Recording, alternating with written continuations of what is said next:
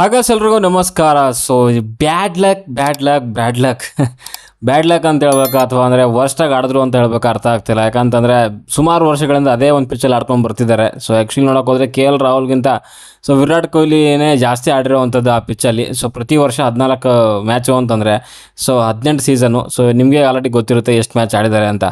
ಆದರೂ ಕೂಡ ಇನ್ನೂ ಆ ಒಂದು ಪಿಚ್ಚಲ್ಲಿ ಸೊ ಅಸೆಸ್ ಮಾಡೋಕ್ಕಾಗಲ್ಲ ಪಿಚ್ಚನ್ನ ಅಂತಂದರೆ ಅರ್ಥ ಆಗ್ತಿಲ್ಲ ನನಗೆ. ಓಕೆ, ಬಟ್ ಆಮೇಲೆ ಪಿಚ್ ಬಗ್ಗೆನೂ ಕೂಡ ತುಂಬ ಮಾತುಗಳಿದೆ. ಏನಂದರೆ ಇವಾಗ ಸಾಲ್ಟ್ ಆಡೋ ಟೈಮಲ್ಲೇ ಒಂದು ಪಿಚ್ ಇರುತ್ತೆ, ಆಮೇಲೆ ಟೀಮ್ ಡೇವಿಡ್ ಆಡೋ ಟೈಮಲ್ಲೇ ಒಂದು ಪಿಚ್ ಇರುತ್ತೆ, ಆಮೇಲೆ ಕೊಹ್ಲಿ ಪತ್ತಿದಾರು DDP ಇವ್ರು ಆಡೋ ಟೈಮಲ್ಲೇ ಒಂದು ಪಿಚ್ ಬೇರೆ ರೀತಿಯಲ್ಲಿ ಇರುತ್ತಾ. ಇವಾಗ ಹೇಳ್ತಾರೆ ಪಿಚ್ಚು ಸಿಕ್ಕಾಪಟ್ಟೆ ಟ್ರಿಕ್ಕಿ ಆಗಿತ್ತು, ಸೊ ಅದಕ್ಕೋಸ್ಕರ ಬಾಲ್ ಕರೆಕ್ಟಾಗಿ ಬರ್ತಿರ್ಲಿಲ್ಲ, ಬ್ಯಾಟ್ಗೆ ಬೌನ್ಸ್ ಆಗ್ತಾ ಇತ್ತು, ಸೊ ಹಾಗೆ ಹೀಗೆ. ಏನು ಗುರು, ನಾನು ಅದೇ ಹೇಳ್ತಾ ಇಲ್ವಾ. ಸೊ ಸ್ಟಾರ್ಟಿಂಗ್ ಒಂದು 3 ಓವರು, ಸೊ ಎಂಡಲ್ಲಿ ಒಂದು 2 ಓವರು ಚೆನ್ನಾಗಿತ್ತು ಬ್ಯಾಟಿಂಗ್ಗೆ. ಈ ಮಿಡ್ಲಲ್ಲಿ ಏನು ಆಗಲಿಲ್ವಾ, ಹೊಡಿಯೋಕ್ಕಾಗಿಲ್ಲ ಅಂತ ಹೇಳ್ಬೇಕು, ಒಪ್ಕೊಬೇಕು. ಅದೆಲ್ಲ ಬಿಟ್ಟು ಕೋಚು ಹಂಗೆ ಹೇಳ್ತಾರೆ ಆ್ಯಂಡ್ ಕ್ಯಾಪ್ಟನ್ ಹಂಗೆ ಹೇಳ್ತಾರೆ ಅಂದರೆ ತೊಗೊಳಕ್ಕಾಗುತ್ತಾ ಇದನ್ನ. ಸೋಲನ್ನು ಒಪ್ಕೊಳ್ಳಿ, ಅದನ್ನು ತಿದ್ಕೊಂಡು ಬನ್ನಿ. 2 ಸರಿ ಬೆಂಗಳೂರು ಆಡಿದಂಥ ಒಂದು ಮ್ಯಾಚಲ್ಲೂ ಕೂಡ ಬ್ಯಾಟಿಂಗ್ ಕೊಲ್ಯಾಪ್ಸ್ ಆಗೋಗಿದೆ. ಸೊ ಅದ್ರ ಬಗ್ಗೆ ತಪ್ಪನ್ನು ಒಪ್ಕೊಂಡು ಅದನ್ನು ತಿದ್ಕೊಂಡು ಬರಬೇಕು. ನಿಜವಾಗ್ಲೂ ಹರ್ಟ್ ಅಂತೂ ಆಗಿದೆ, ಇಲ್ಲ ಅಂತ ಹೇಳಲಿಕ್ಕಾಗಲ್ಲ. RCB ನಮ್ಮ ಟೀಮೇ ಆದರೂ ಕೂಡ ಖಂಡಿತವಾಗ್ಲೂ ಹರ್ಟ್ ಆಗಿದೆ, ಅದನ್ನು ತಿದ್ಕೊಬೇಕು. ಆಮೇಲೆ ಆ ವರ್ಸ್ಟ್ ಏನಿದೆಯಲ್ಲ, ಸೊ ರೆಕಾರ್ಡು ಅದು ಕಂಟಿನ್ಯೂ ಆಗ್ತಾನೆ ಇದೆ ನಮ್ಮ ಚಿನ್ನಸ್ವಾಮಿ ಸ್ಟೇಡಿಯಮಲ್ಲಿ. ಅದೇನು ಅವರು ಪ್ಲ್ಯಾನ್ ಮಾಡ್ತಿದ್ದಾರೋ, ಸ್ಟ್ರಾಟಜಿ ಮಾಡ್ತಿದ್ದಾರೋ ಅರ್ಥ ಆಗ್ತಿಲ್ಲ. ಖಂಡಿತವಾಗ್ಲೂ ನೆಕ್ಸ್ಟ್ ಅಂತೂ ಅದನ್ನು ಸಾಲ್ವ್ ಮಾಡ್ಕೊಂಡು ಬರಲೇಬೇಕು. ಆ್ಯಂಡ್ ಜೊತೆಗೆ ಸೊ KL ರಾಹುಲ್ ಅವರ ಒಂದು ಸೆಲೆಬ್ರೇಷನ್ ಬಗ್ಗೆ ಕೂಡ ಮಾತುಗಳು ನಡೀತಾ ಇದೆ. ಸೊ ಫ್ಯಾನ್ಸ್ಗಳು ಸಿಕ್ಕಾಪಟ್ಟೆ ಬೇಜಾರು ಮಾಡ್ಕೊಂಡಿದ್ದಾರೆ. ಸೊ ನಮ್ಮ ಒಂದು RCB ಹೊಡೆದ್ಬಿಟ್ಟು ಆ ರೇಂಜಿಗೆ ಸೆಲೆಬ್ರೇಷನ್ ಬೇಕಿತ್ತು ಹಾಗೆ ಹೇಗೆ ಅಂತ ಅದ್ರ ಬಗ್ಗೆ ಎಲ್ಲ ಮಾತಾಡೋಣ. ಆ್ಯಂಡ್ ನಿನ್ನೆ ಒಂದು ಸೋಲಿಗೆ ಸೊ ಪ್ರಮುಖ ಕಾರಣಗಳೇನು ಅನ್ನೋದ್ರ ಬಗ್ಗೆ ಸ್ವಲ್ಪ ಚರ್ಚೆ ಮಾಡೋಣ. ಬಿಕಾಸ್ ಖಂಡಿತವಾಗ್ಲೂ ಇದನ್ನು ನಮಗೆ ಹೊಡೆತ ಬಿದ್ದೇ ಬೀಳುತ್ತೆ ಒಂದಲ್ಲ ಒಂದಿನ. ಯಾಕಂದರೆ 2 ತಂಡಗಳ ಮೇಲೆ ನಾವು ಗೆಲ್ಲೇಬೇಕಿತ್ತು, ಒಂದು DC ಆ್ಯಂಡ್ ಇನ್ನೊಂದು GT. ಅವೆರಡು ತಂಡಗಳ ಮೇಲೆ ಗೆದ್ದಿಲ್ಲ ಅಂತಂದರೆ ಮುಂದೆ ಬರೋ ಟೈಮಲ್ಲಿ ಮುಂಬೈ ಬರುತ್ತೆ, ಪಂಜಾಬ್ ಬರುತ್ತೆ ಆ್ಯಂಡ್ CSK ಬರುತ್ತೆ. ಆ್ಯಂಡ್ ಇಂಥ ತಂಡಗಳ ಮೇಲೆ ಎಲ್ಲಿ ಗೆಲ್ಲಕ್ಕಾಗುತ್ತೆ.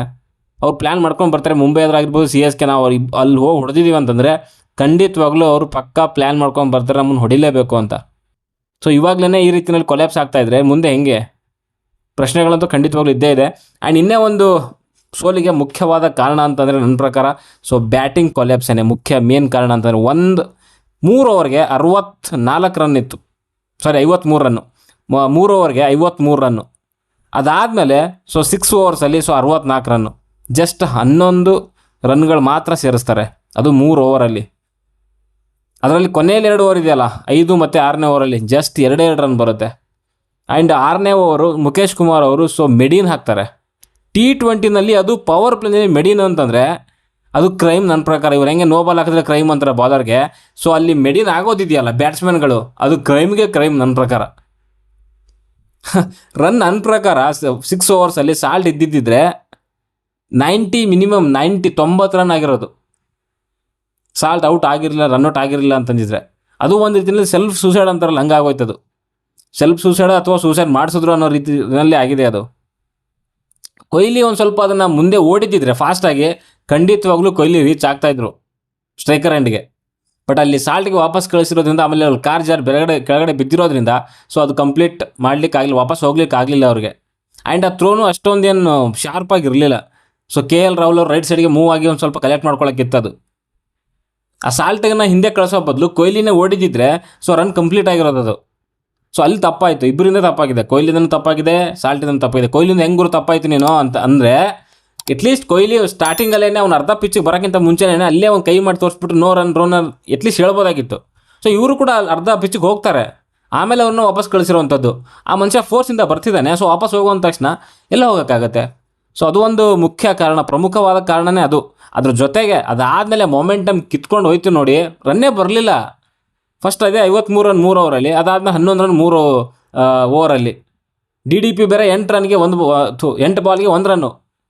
ಆ ಮನುಷ್ಯನದು ಏನಕ್ಕೆ ಅಂತ ಅರ್ಥ ಆಗ್ತಿದೆ ನಿಜವಾಗ್ಲೂ. ಆ ಮನುಷ್ಯನ ತೆಗೆದು ಹಾಕ್ಬೇಕು, ಆಗಲ್ಲ. ಎಷ್ಟು ಚಾನ್ಸ್ ಅಂತ ಕೊಡಬೇಕು. RCB ಆಗಿದ್ದಕ್ಕೆ ಎಷ್ಟೊಂದು ಚಾನ್ಸ್ ಕೊಟ್ಟಿದ್ದಾರೆ. ಆ್ಯಂಡ್ DDP ಬಂದು ಸ್ಟ್ರಗಲ್ ಪಟ್ಟ ವಿರಾಟ್ ಕೊಹ್ಲಿ ಮೇಲೆ ಪ್ರೆಷರ್ ಆಯಿತು, ಹೊಡೆಯೋಕೆ ಹೋದ್ರು, 1 6 ಹೊಡೆದ್ರು, ನೆಕ್ಸ್ಟ್ ಬಾಲೇ ಔಟು. DDPನೂ ಔಟು, ಕೊಹ್ಲಿನೂ ಔಟು. ಇನ್ನೆಲ್ಲಿದೆ ಮೊಮೆಂಟಮೇ ಕಿತ್ಕೊಂಡು ಹೋಯ್ತು.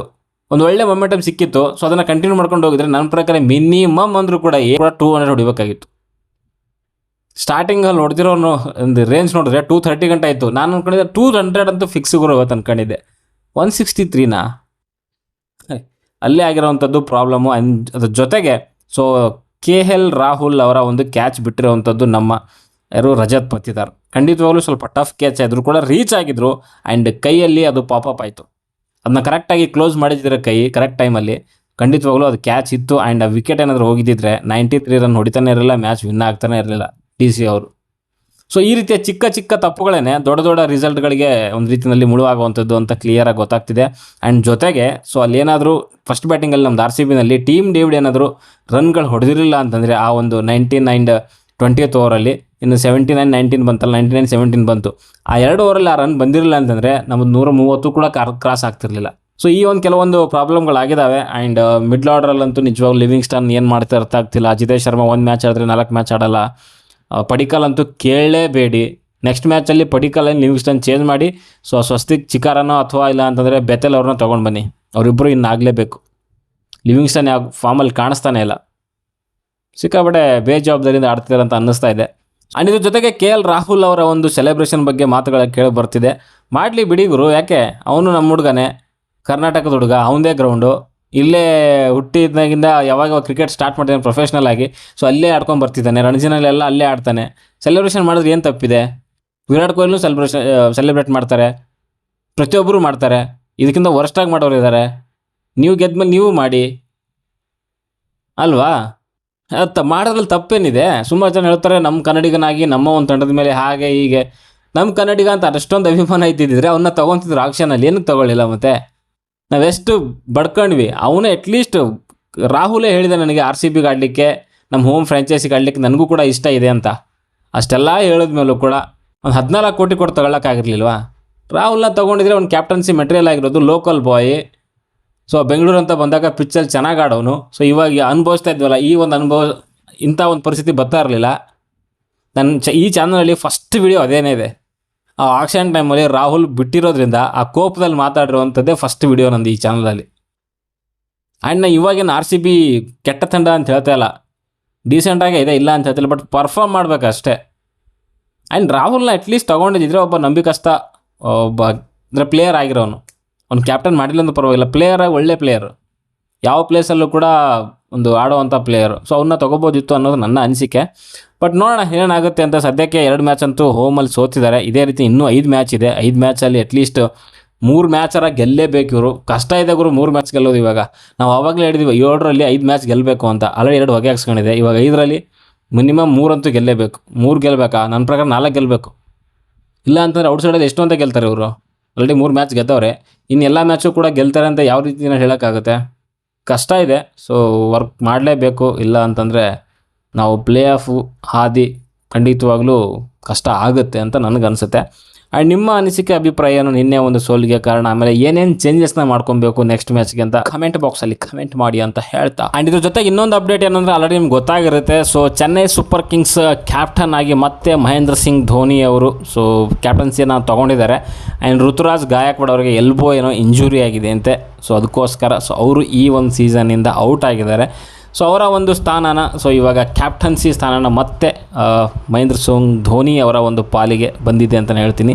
ಆ್ಯಂಡ್ ಇವಾಗಲಾದರೂ ಮೇ ಬಿ ಅವರ ಒಂದು ಲಕ್ಕು ಅಥವಾ ಆಟ ಚೇಂಜ್ ಆಗುತ್ತಾ ಅನ್ನೋದು ನೋಡಬೇಕು. ಮೇ ಬಿ ಗೊತ್ತಿಲ್ಲ ಏನಾಗುತ್ತೆ ಅಂತ. ಆಮೇಲೆ ಋತುರಾಜ್ ಗಾಯಕ್ವಾಡ್ಗೆ ಒಂದು ಸೀಸನ್ ಔಟ್ ಆಗೋವಂಥ ಒಂದು ಇಂಜುರಿ ಆಗಿದೆಯಾ? ನನಗೇನೋ ಡೌಟಪ್ಪ. ಯಾಕಂದರೆ ಅವರಿಂದ ಕ್ಯಾಪ್ಟನ್ಸಿ ಅಷ್ಟು ಮಾಡಲಿಕ್ಕೆ ಆಗ್ತಿಲ್ಲ. ಸೊ ಅದಕ್ಕೋಸ್ಕರ ಮೇ ಬಿ ಅವ್ರನ್ನ ಏನಾದರೂ ಚಿಕ್ಕಪುಟ್ಟ ಇಂಜುರಿ ಆದ್ರೂ ಕೂಡ ತಲಾ ಧೋನಿ ಅವರಿಗೆ ಕೊಟ್ಬಿಡೋಣ ಇದೊಂದು ಸರಿ IPL ಕ್ಯಾಪ್ಟನ್ಸಿ. ಸೊ ನೆಕ್ಸ್ಟ್ ಒಂದು ಸೀಸನಿಂದ ಆಡ್ತಾರೋ ಇಲ್ವೋ ಗೊತ್ತಿಲ್ಲ ಅನ್ನೋ ಒಂದು ರೀಸನ್ನಿಂದ ಸೊ ಅವ್ರಿಗೆ ಕ್ಯಾಪ್ಟನ್ಸಿ ಕೊಟ್ಟಿರ್ಬೋದು. ಆ್ಯಂಡ್ ಬೇರೆಯವ್ರಿಗೆ ಕೂಡ ಕೊಡ್ಬೋದಿತ್ತು ಅಂತ ನೀವು ಅನ್ಕೋಬೋದು. ಬಟ್ ಆಲ್ರೆಡಿ ಅಲ್ಲಿ ಟ್ರೈ ಮಾಡಿದ್ದಾರೆ. ಅಶ್ವಿನ್ಗೂ ಕೂಡ ಸೊ CSK ಇದ್ರ ಜೊತೆಗೆ ಮ್ಯಾನೇಜ್ಮೆಂಟ್ ಜೊತೆಗೆ ಅಷ್ಟೇನು ಒಂದು ಒಳ್ಳೆ ಬಾಂಧವ್ಯ ಇಲ್ಲ ಸದ್ಯಕ್ಕೆ ನೋಡೋಕೆ ಹೋದರೆ. ಅದ್ರ ಜೊತೆಗೆ ಜಡೇಜಾ ಕೊಡ್ಬೋದು ಅಂತಂದರೆ ಜಡೇಜಾಗೆ ಆಲ್ರೆಡಿ ಒಂದು 4-5 ಮ್ಯಾಚ್ ಕೊಟ್ಟಿದ್ರು ಒಂದು ಸೀಸನಲ್ಲಿ. ಅದು ಆಗದೆ ಇರೋದಕ್ಕೆ ಕಾರಣನೇ ಅಗೇನ್ ಮತ್ತೆ ತಿರ್ಗಾ ಧೋನಿ ಅವ್ರದ್ದು ತೊಗೊಂಡಿದ್ರು ಅಂತ ಅನಿಸುತ್ತೆ. ಸೊ ಅದು ಬಿಟ್ಟರೆ ಕ್ಯಾಪ್ಟನ್ಸಿ ಮಟೀರಿಯಲ್ ಅವ್ರ ಬಳಿ ಯಾರೂ ಇಲ್ಲ. ಸೊ ಧೋನಿನೇ ತಿರ್ಗಾ ಅದೇನೋ ಗಾದೆ ಇದೆಯಲ್ಲ, ಹಳೆದೇವ್ರ ಪಾದನೆ ಸರಿ ಅನ್ನೋ ರೀತಿಯಲ್ಲಿ ಸೊ ಅಗೇನ್ ಅವ್ರಿಗೇನೆ ಸಿಕ್ಕಿದೆ. ಸೊ ಏನು ಮಾಡ್ತಾರೆ ನೋಡೋಣ. ಇವತ್ತು KKR ಎದುರುಗಡೆಗೆ ಅವರ ಒಂದು ಮ್ಯಾಚ್ ಬೇರೆ ಇದೆ. ಸೊ ನೋಡೋಣ ಏನು ಮಾಡ್ತಾರೆ ಧೋನಿ ಅವರು ಮ್ಯಾಜಿಕ್ಕು ಅಂತ. ಬಾಯ್.